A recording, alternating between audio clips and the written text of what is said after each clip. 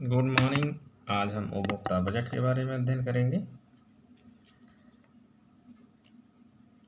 इसमें इस बात का अध्ययन किया जाएगा कि कोई भी उपभोक्ता अपनी कुल आय को दो वस्तुओं पर किस प्रकार से व्यय करता है।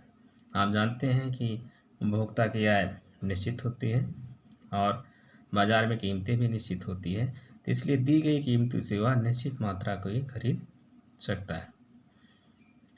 निश्चित आय तथा दोनों वस्तुओं की कीमत को देखते हुए उपभोक्ता केवल उन्हीं बंडलों को खरीद सकता है जिसका मूल्य उसकी आय से कम हो अथवा बराबर हो।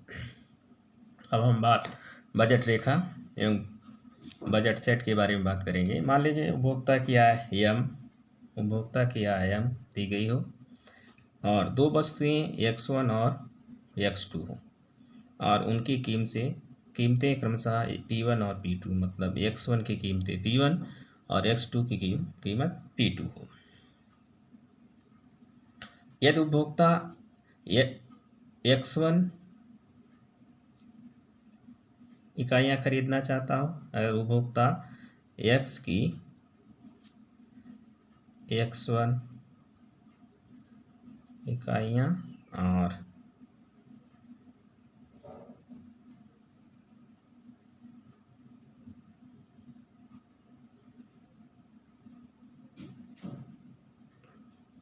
मान लीजिए ये X1, ये मान लीजिए आम है, आम की X1 इकाइयाँ और केला की X2 इकाइयाँ खरीदना चाहता है।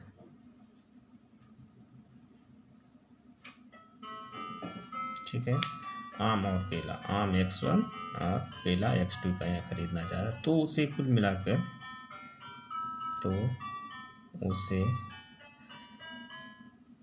कुल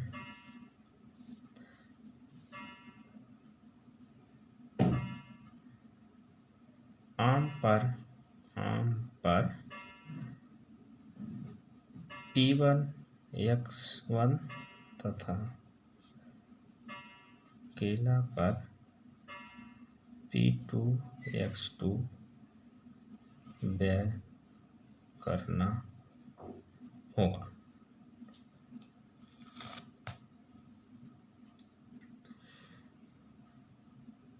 और इस प्रकार से उसका कुल व्यय P1 X1 plus P2 X2 के बराबर होगा, जबकि वह X आम और केला दोनों की मात्राएं खरीद रहा, दोनों वस्तुओं को क्रय कर रहा हो। इसका मतलब होगा कि यह बंडल जो आम और केले से मिलके बना है वो तभी खरीद सकता है जब उसके पास कम से कम इसके बराबर आय हो।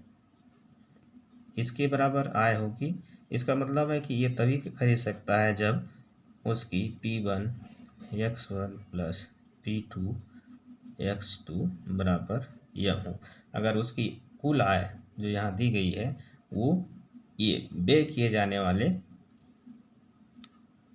व्यय योग आय के बराबर हो, वास्तविक आय, तो वो इन वस्तुओं को खरीद सकता है। वह यह बंडल तभी खरीद पाएगा जब उसके पास कम से कम इतनी के बराबर आय हो या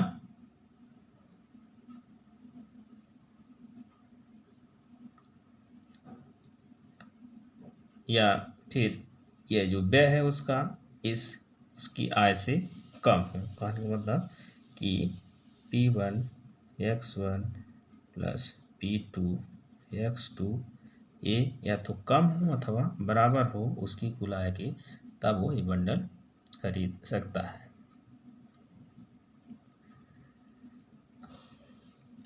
यह जो लिखा गया है इसको उपभोक्ता प्रतिबंध उपभोक्ता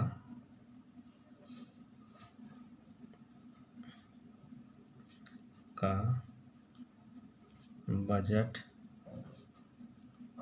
प्रतिबंध के नाम से जाना जाता है। इस प्रकार से बजट सेट उन सभी बंडलों का संग्रह है। बजट सेट की बात कर रहे हैं। बजट सेट उन सभी बंडलों का संग्रह है जिसे उपभोक्ता विद्यमान बाजार कीमतों पर अपनी आय से खरीद सकता है। इसमें उदाहरण दिया गया है कि मान लीजिए उपभोक्ता के पास 20 रुपये हैं और दोनों वस्तुएं की लागत 5 रुपये रखी गई, तो ये समाकलित इकाइयों के रूप में ही उपलब्ध है, जैसा कि आपकी किताब में दिया गया है। जो बंडल उपभोक्ता खरीद सकता है वो 0001 काले मतलब उसका व्यय बंडलों पर किए गया व्यय उसकी आय से कम हो, उन सारे बंडलों को वो खरीद सकता है। ये तो दोनों वस्तुएं पूर्णतः विभाज्य हों तो उपभोक्ता के बजट में सभी बंडल समाहित होंगे, जबकि x1 तथा x2 ऐसी संख्याएं हैं जो 0 और से बड़ी या उसके बराबर। कहने का मतलब है कि जिसकी x1 और x2 की हम बात कर रहे हैं, कह रहे हैं कि ये ऐसी संख्याएं हैं जो इनका मान मान 0 और P1 x1 plus P2 x2 is less than m। ठीक है, कहने का मतलब है कि x1 और x2 का मान 0 और इस प्रतिबंध के बीच में होना चाहिए, उसकी आय से कम होना चाहिए। 0 अथवा इन दोनों से या तो उसका है कि बराबर हो या बड़ी हो। जैसे रेखा चित्र के द्वारा हम देख सकते हैं इसको।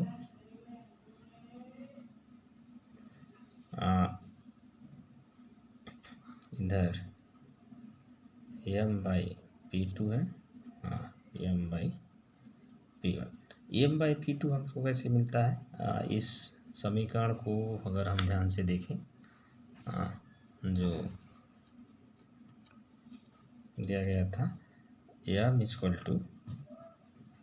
P1 x1 plus P2 x2, m बराबर, अगर वह केवल ऐसे यदि वह केवल x1 खरीदता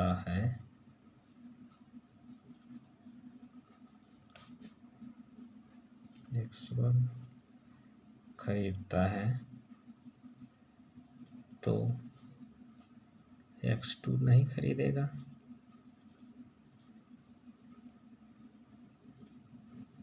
तो m बराबर P1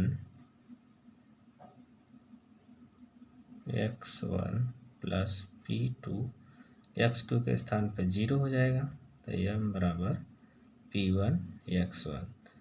कहने को इम्प्लाइज दैट हो जाएगा x बराबर x1 बराबर m/P1। ये वाला हमको निकल के आ जाएगा जब केवल वो x की मात्रा खरीद रहा। इसी तरह से जब वो y की मात्रा खरीद रहा होगा, सॉरी ये बिंदु है B। इसी तरह जब वो केवल y खरीद रहा है तो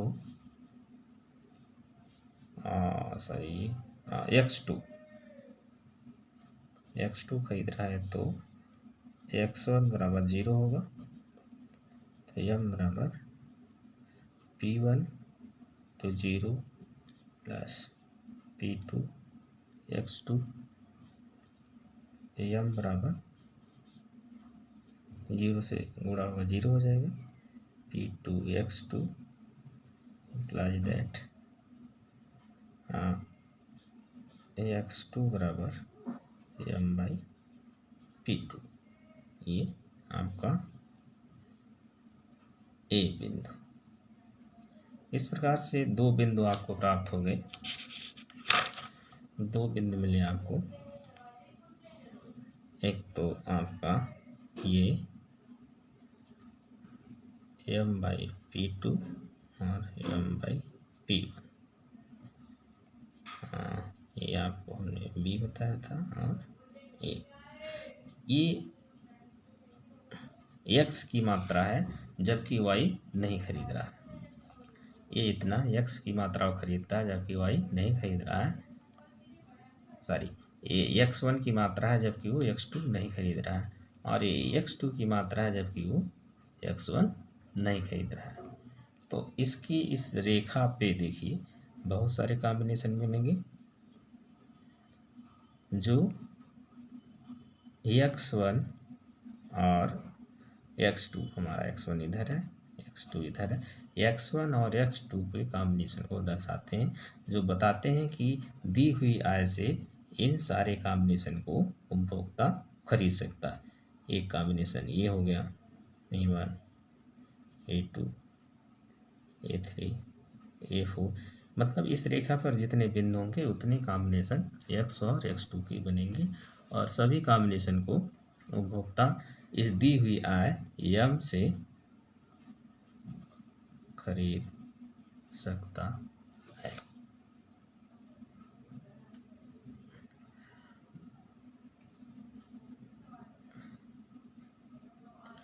ये जो रेखा है इसको बजट रेखा के नाम से जाना जाता है।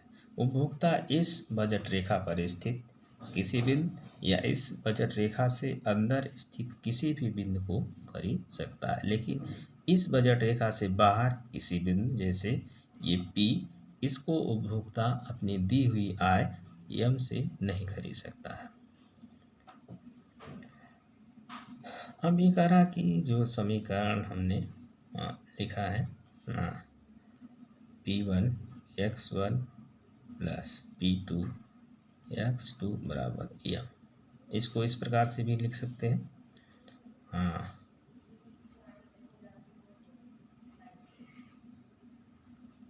इसको इधर ले आइए, P1 x1 equal to m minus P2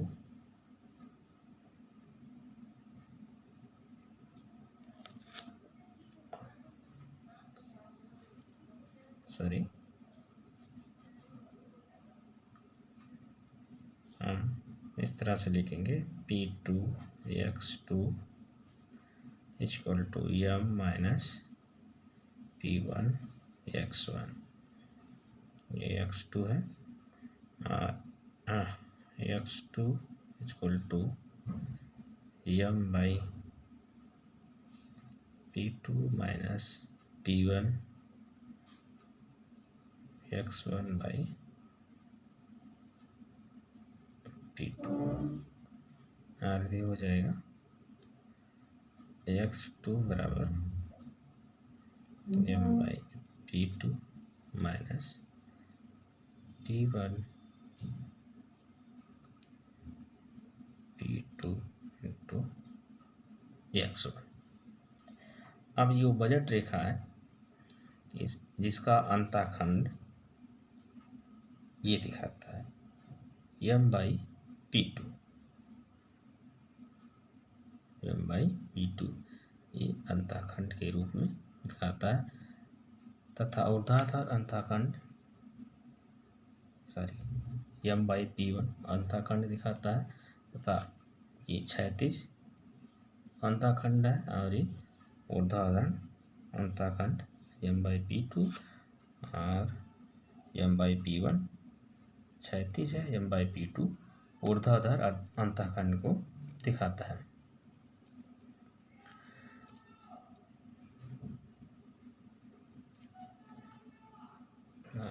आप क्षैतिज अंतःखंड M/P1 उस बंडल का प्रतिनिधित्व करता है जिसको उपभोक्ता उसी स्थिति में खरीद सकता है यदि वह अपनी सारी आय केवल और केवल X1 पर व्यय कर रहा हो। इसी तरह ये वाला ऊर्ध्वाधर अंतःखंड उस बंडल को दिखाता है जबकि वह पूरी की पूरी आय केवल और केवल X2 पर व्यय कर रहा हो। बजट रेखा की प्रवणता P1/P2 ये प्रवणता और ये अंतःखंड।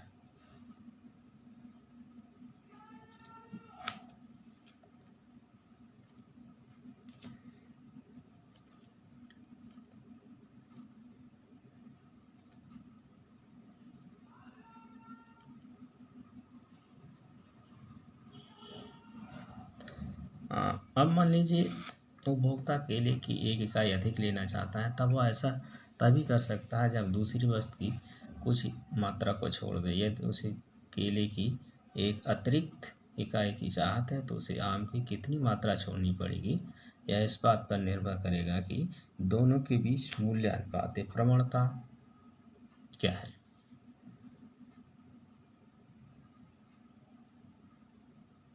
अतः यदि केले की एक अतिरिक्त इकाई चाहती है तो अपनी संपूर्ण आय को व्यय करती है तो उसे आम की P1/P2 इकाइयाँ छोड़नी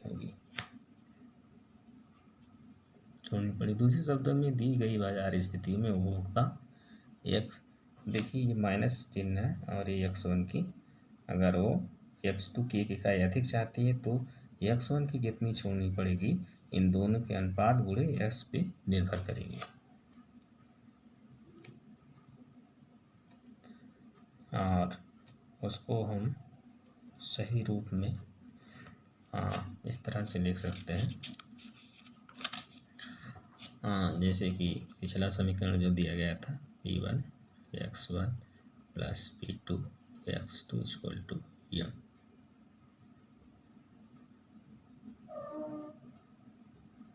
तथा P1 X1 plus delta X1 ये बताता है कि X की मात्रा में वृद्धि की गई, खरीदी गई मात्रा में वृद्धि की गई है। P2 X2 plus delta X2 equal to M। अब इसमें से इसको घटा दिए, मान लीजिए समीकरण ए, समीकरण 2 में से एक को घटा दीजिए तो आपको मिलेगा P1 delta X1 plus P2 delta X2 equal to 0। इसको पुनर्समायोजित कर दीजिए तो आपको मिल जाएगा इसका पुनर्समायोजित करने पर ये आपको मिल जाएगा delta X2/X1 equal to minus P1/P2।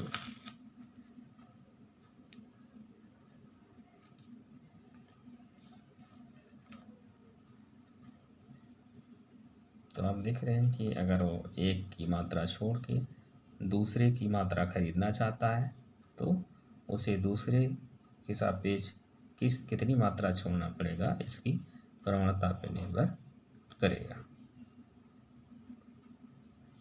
इसमें इतना ही। आगे अगला जो टर्म होगा उसमें मैं आपको बजट रेखा, जो ये बजट रेखा दी गई है, इसमें परिवर्तन कैसे होता है, इधर कैसे खिसकती है और इधर कैसे खिसकती है, इसके बारे में अध्ययन करेंगे।